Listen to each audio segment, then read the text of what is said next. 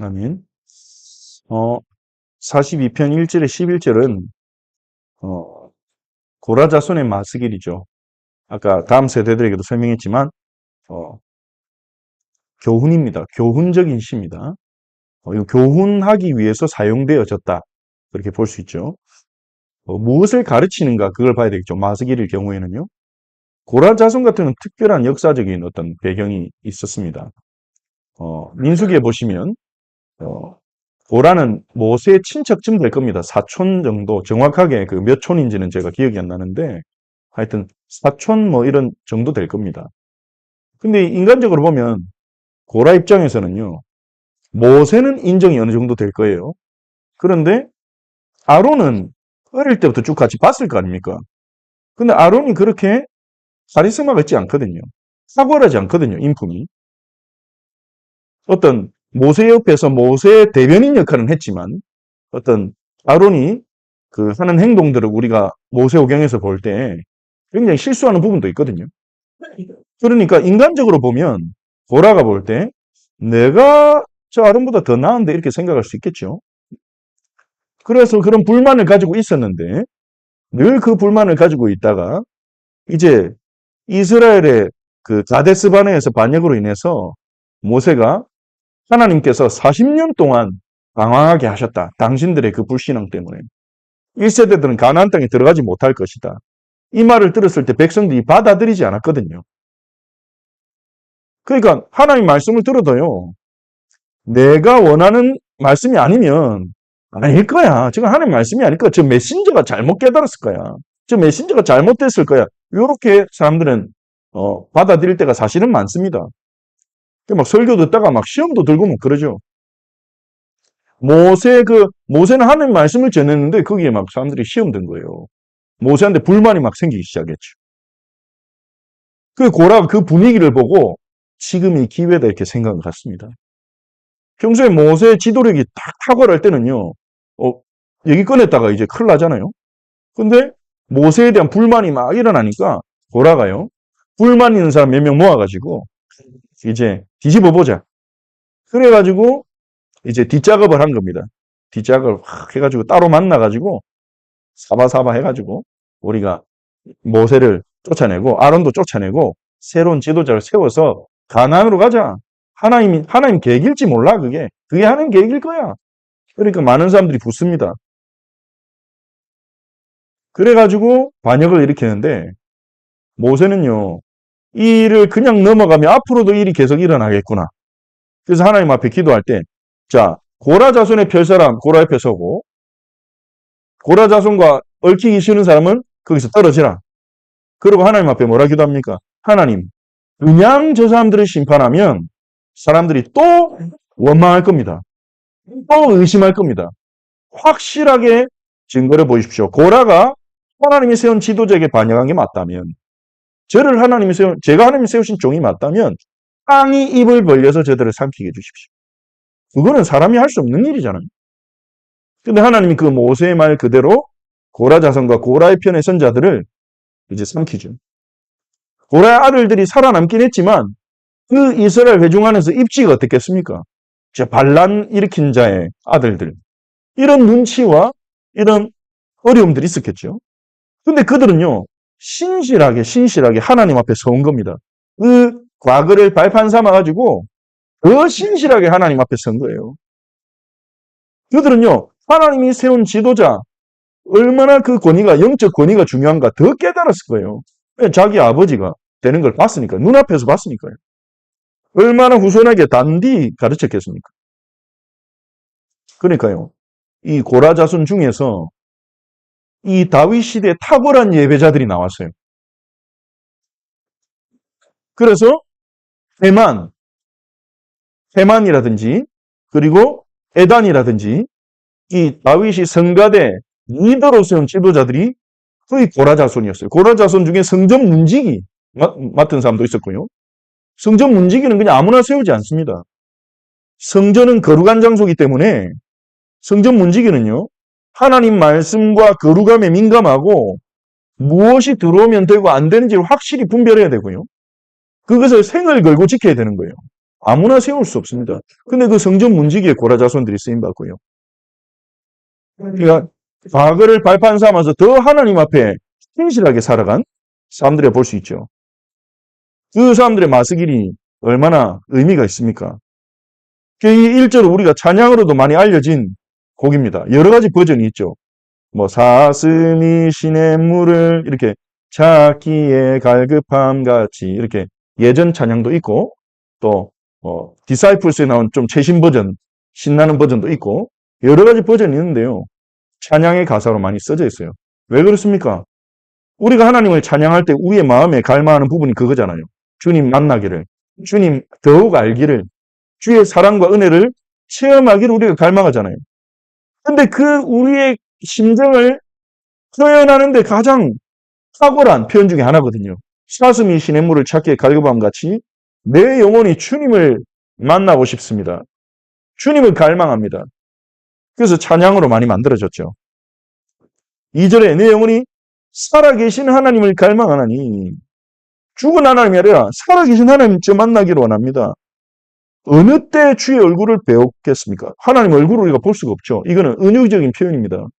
하나님의 강력한 임재, 하나님의 친밀한 임재를 경험하기를 원한다는 거죠. 그런데 이 갈망과 동시에요, 아픔이 있습니다. 어떤 상황인지 모르겠는데요. 이 고라자성과 어쩌면 이스라엘의 상황이요, 굉장히 어려운 시간표였던 것 같습니다. 사람들이 종일 하는 말이 하루 종일, 이 과장법일 수도 있겠죠. 그만큼 많이 자주 어쩌면 말이 아니라 눈빛으로 태도로도 조롱과 비웃음을 했는지도 모릅니다. 네 하나님 어딨냐? 네가 그래 사랑하고 너가 그리 의지하는 하나님 어딨냐? 너가 그렇게 하나님 믿는데 네 삶은 왜 그러냐? 네 상황은 왜 그러냐? 이렇게 조롱을 받는단 말이에요. 그러니까 이 하나님을 이토록 사랑하는데 하나님의 영광이 되지 못하는, 하나님의 영광을 나타내지 못하는 그 자신의 모습이 얼마나 속상할까요? 그러니까 눈물이 주야로 내 음식이 되었도다. 자꾸 눈물이 나는 거예요. 주의 영광을 드러내고 싶은데 죄송하고 안타깝고 답답하고 속상하고, 그러면서 4절에요. 너가 전에 성의를 지키던 무리와 동행하여 기쁨과 감사의 소리를 내며 그들을 하나님 집으로 인도했더니, 성일은 거룩한 날을 말하는 거죠. 오순절, 수장절, 유월절 이런 절기를 말하는 것일 겁니다. 고라 자손이 레위인이니까요. 이 절기가 되면 이 하나님 백성들을 데리고 가면서 함께 기쁨과 감사의 소리, 찬양 부르면서요. 시편에 보면 성전에 올라가는 노래들도 있거든요. 막 찬양하면서 감사함으로 그 문에 들어가며 찬송함으로 그 문에 들어가 막 노래하면서 얼마나 은혜 받았는지. 근데 그 은혜 받은 생각이 나면서 더 마음이 상하는 거예요. 그렇게 내가 은혜 받았는데 지금 내 삶이 왜 이러냐? 왜 하나님이 증거를 안 주시냐? 왜 내가 저런 불신앙의 조롱의 소리를 들어야 되는가? 근데 이때 중심축이 딱 있어요. 흔들릴지언정 불신앙의 말과 자신의 현실과 환경에 흔들릴지언정 중심축은 딱 세워져 있는 겁니다. 중심이 딱 세워져 있는 겁니다. 그게 뭡니까? 하나님의 약속. 나의 소망을 누구에게 두어야 되는가? 거기는 확실하게 담나 있는 거예요. 하나님 외에 소망은 없다. 누가 우리 소망이 될 수 있습니까? 뭐 세상은요, 큰 조직에 들어가면 안전할 거랍니다. 그게 대기업 선호하잖아요. 많은 사람들이. 근데 대기업이라고 안 무너집니까? 돈 많으면 안전할 거라 생각해요.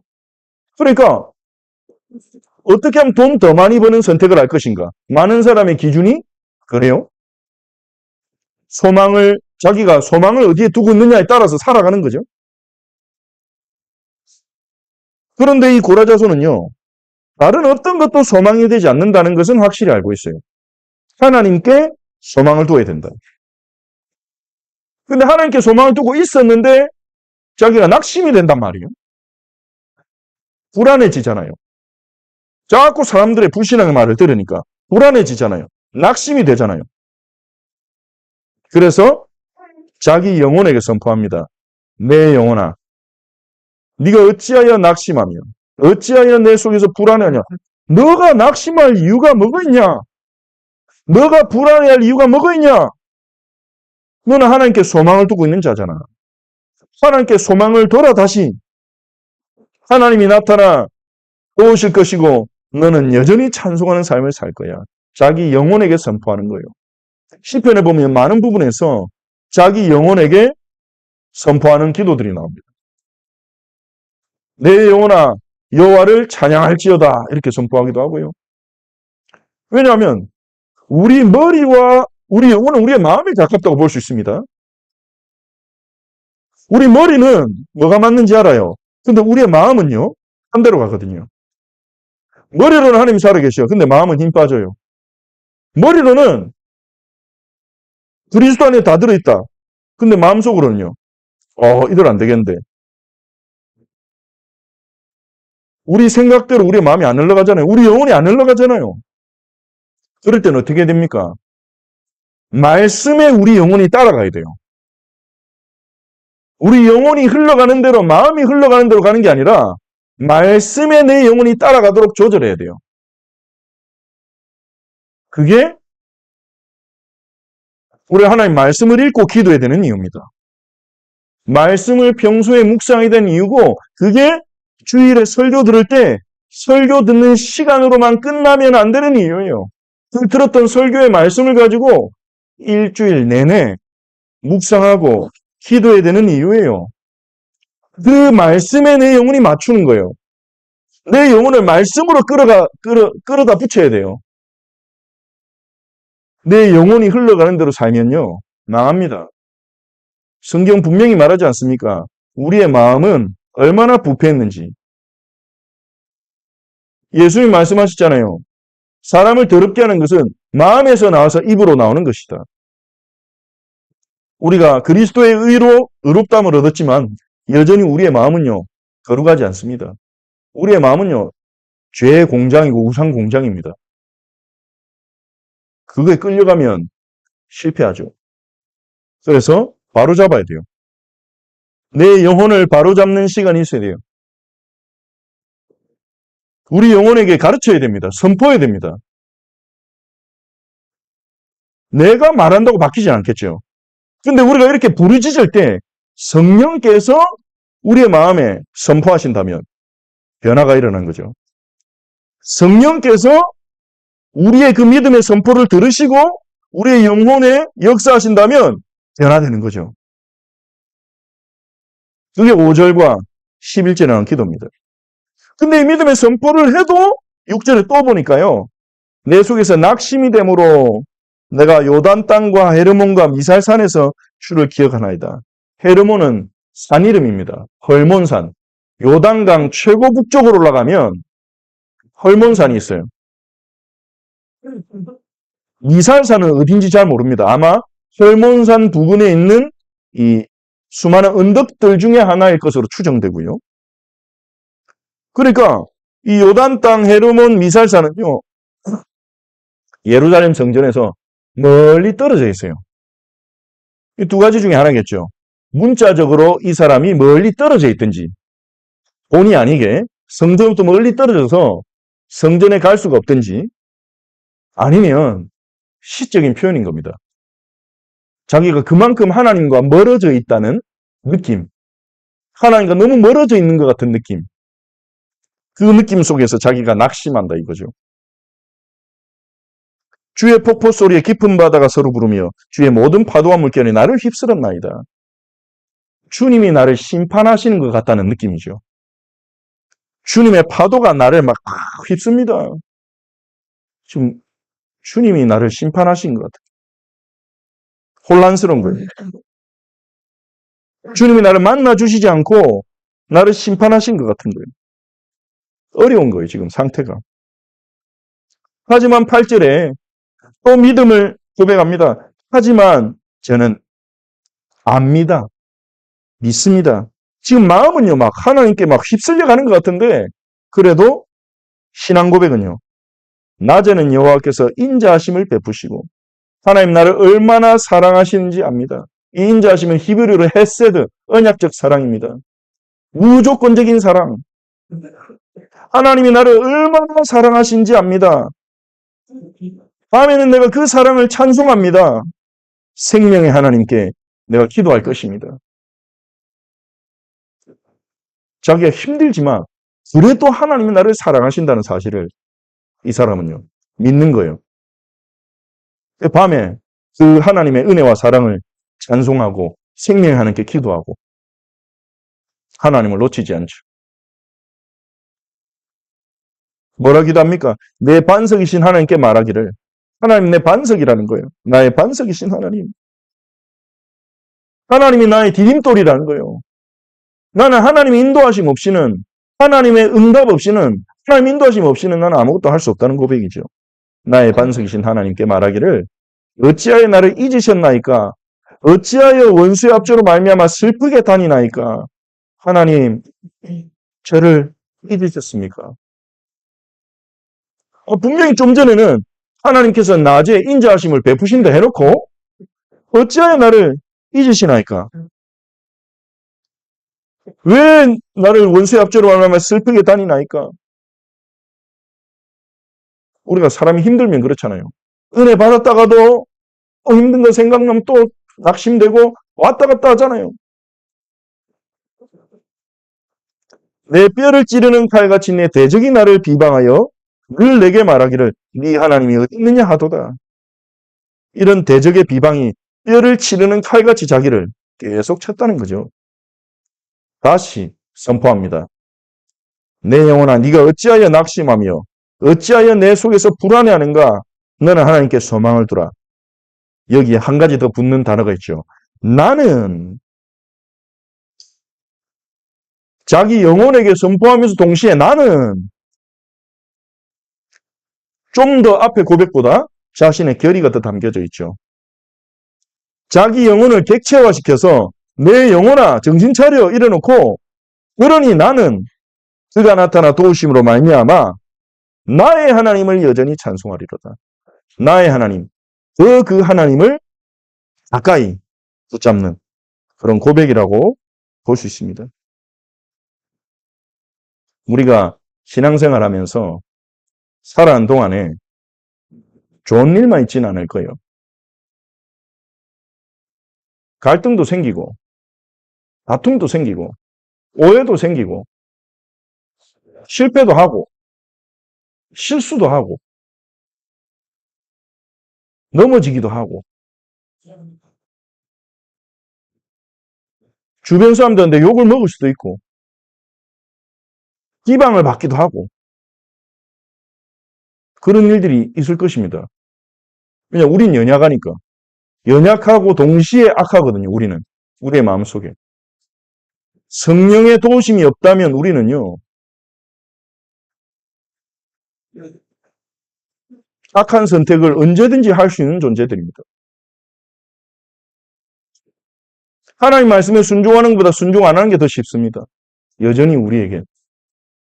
사랑하는 것보다 사랑 안 하고 회피하고 적당히 넘어가는 게 더 쉽습니다.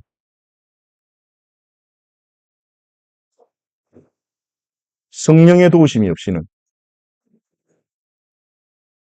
그리고 이 세상도 여전히 악하죠. 악한 자들도 많고 악한 일들이 많이 일어납니다. 그러니 우리가 걸어가는 여정이 좋은 일만 있지는 않을 겁니다. 낙심될 때도 있겠죠. 불안할 때도 있겠고 마음이 상할 때도 있겠고 거기에 우리가 사로잡혀버리면 안 됩니다. 그런 마음이 들 수는 있습니다. 근데 거기에 내 마음을 둬버리면 안 됩니다. 거기에 내 결정을 맡기면 안 됩니다. 거기에 내 미래와 인생을 맡기면 안 됩니다. 우리는 나침반이 있어요. 언약이 있어요. 그리스도가 계십니다. 우리의 주인이신. 그 앞에 서야 돼요. 낙심될 때마다, 불안할 때마다, 힘이 빠질 때마다, 우울할 때, 슬플 때 나침반을 바라봐야 돼요. 내 소망이 어디 있는지, 나의 주가 누구신지, 그분이 약속한 게 무엇인지. 왜냐하면 우리 감정은 바뀝니다. 우리 감정은 변화됩니다. 환경도 변화됩니다. 사람의 마음도 변화됩니다. 상황도 변화됩니다. 변함없는 데다가 우리의 소망과 기준을 둬야 우리 인생이 흔들리지 않는 반석 위에 서는 인생이 되는 거예요. 우리는 주님을 우리 반석으로 삼고 주님께 소망을 두고 예수 믿고 살아가도록 부름받았습니다. 우리가 믿을 분은 예수 그리스도. 그래서 우리의 믿음이 흔들릴 때, 낙심이 되고 불안하고 우울해질 때 우리는 선포합시다. 우리 영혼에게, 서로 형제 자매들에게 서로 그럴 때 선포해 주시고 예수님 믿읍시다. 흔들릴 때 막 정죄하듯이 교만하듯이 말하면 안 되겠죠. 그것도 모르나 이런 식으로 말하면 안 되겠죠. 겸손하며 사랑하는 마음 가지고 우리 뭘 믿어야 됩니까? 예수님을 믿읍시다. 이렇게 우리가 서로 권면할 수 있고 또 우리 자신의 영혼에게 왜 너 불안해하니? 왜 너 지금 낙심하니? 너 하나님 자녀잖아. 네 소망은 하나님께 있잖아. 하나님은 변함없으시잖아. 하나님은 언약대로 너를 영원히 사랑하시고 응답하실 거잖아. 그 하나님께 소망을 둬. 하나님 역사를 보자. 하나님 역사를 보게 될 거야. 그렇게 자기 영혼에게 선포할 수 있는 그런 믿음의 사람들 되시기를 예수님의 이름으로